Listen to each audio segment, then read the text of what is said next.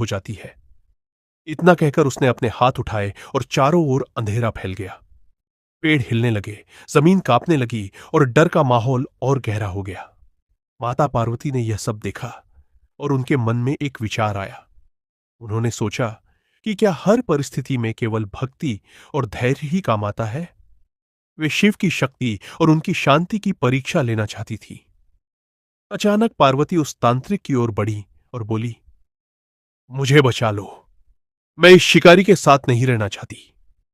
तांत्रिक हंस पड़ा और बोला, अच्छा तो तुम मेरे पास आओ। भगवान शिव यह सब शांत भाव से देख रहे थे। उनके चेहरे पर कोई चिंता नहीं थी।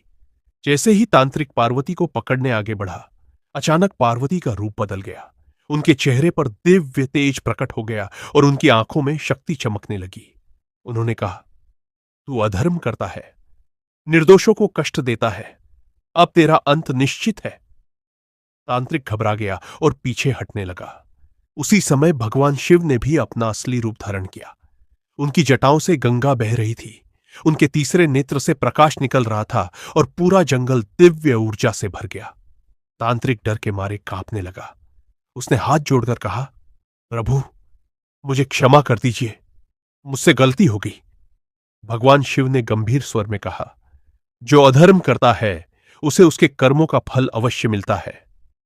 इतना कहते ही उन्होंने अपने त्रिशूल की शक्ति से उस तांत्रिक की सारी काली शक्ति को नष्ट कर दिया।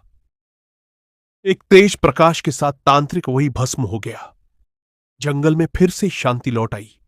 पक्षियों की आवाज फिर से सुनाई देने लगी और हवा भी हल्की हो गई। तभी वह लकड़हारा दौड़ता हुआ वहां आया और उसके साथ उसका बेटा भी सुरक्षित था।